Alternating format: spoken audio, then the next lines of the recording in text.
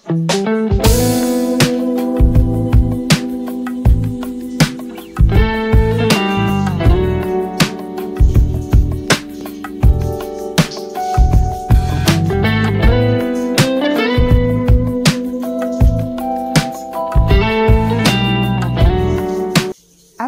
عليكم ورحمة الله وبركاته. ازيكم؟ عاملين ايه؟ يا رب تكونوا بألف خير.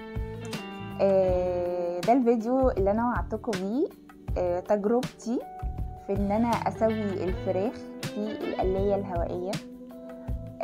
يمكن انا كنت شفت حد بيعمل الوصفة دي في القلاية، وبصراحة انه طلع نتيجة مبهرة. فكانت من ضمن الحاجات اللي خلتني هتجنن واجيبها لما شفت منظر الفرخة اللي طالعة. مبدئيا بس عشان ما تفوتنيش الحاجات دي المفروض ان هي التتبيلة بتاعت الفراخ. طبعا البهارات، توم باودر، بصل باودر، كاري، بابريكا، زعتر، فلفل اسمر، صلصة، زيت، ملح. والخلطة دي هتحتاج ليمون، فطالما بنقول ليمون يبقى لازم الاول بشر الليمون وبعدين هنعصر الليمونة. طيب، مش عايزاكم تسيبوا الفيديو كاملوا للاخر عشان انا هصارحكم بحاجة. بصراحة الشيطان فضل يقول لي سارة عديها بقى وبتاع، بس بصراحة ضميري يعني ما سمحليش ان انا اخدعكم الخديعة دي يعني. فخليكم معايا لاخر الفيديو، وما تنسوش تعملوا لايك وتفعلوا زر الجرس وقبلها اشتراك، ويا ريت كومنت حلو كده لانه يا جماعة بيزود المشاهدة ارجوكم، عشان بقى تشوفوا كل الوصفات الجديدة ان شاء الله.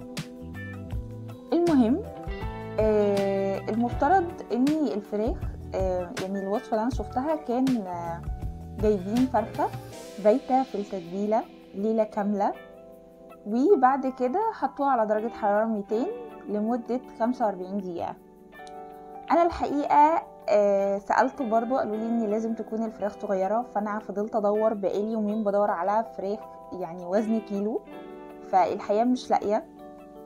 فاضطريت ان انا اعمل الفرخة اللي هي الكبيرة دي، اخدت منها الاوراق بتاعتها، اضطريت ان انا اعملها علشان يعني ما لقيتش الوزن تاني، فقلت هجرب يعني. برضو انا مش عارفة الحقيقة يعني الدنيا هتظبط ولا ايه. تمام، خلينا نشوف لاخر الفيديو ايه اللي هيحصل. هو انا يعني عشان برضو اكون واضحة وصريحة، الفراخ والبطاطس اخدوا معايا في التتبيلة يعني من حوالي كده 45 دقيقة ل 60 دقيقة بس. شوفوا بقى الفرق، يعني هي فراخ كبيرة ووقت الوقت اللي انا حطيته في التتبيلة يعني قليل جدا. فتخيلوا بقى ايه اللي ممكن يحصل. دلوقتي طبعا المفترض ان انا كده حطيتهم على بعض، وهغطيهم بقى لحين انه يفضلوا في التتبيلة شوية. انا عملت جنبهم رز اصفر، عملت شوربة وكده، بس انا مصورتش ده لان الوصفة الاساسية اللي انا جايبها لكم هي انه الفراخ في القلية، فعشان ما اطولش عليكم الفيديو يعني. هنا بقى ابتديت ان انا احطها في القلاية.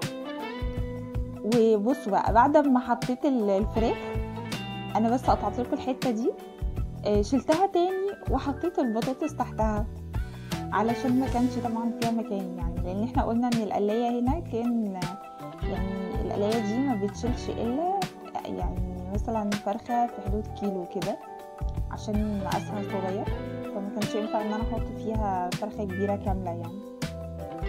ثم انه احنا عددنا 2. دي النتيجة يا جماعة.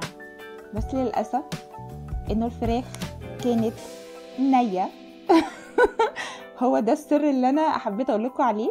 فمحدش يغلط غلطتي، واتمنى لكم مشاهدة سعيدة. معلش انا حبيت اكمل معاكم كلامي. غلطتي هي يعني معرفش بقى اذا كان عشان كانت الفراخ كبيرة ومبتتش في التتبيلة فهو ده السبب ولا ايه. عموما ان شاء الله في المرات الجاية هنبقى نجرب تاني، واقول لكم بقى هل هو كده ولا العيب في القلية. يلا لايك وشير وفعلوا زر الجرس. باي.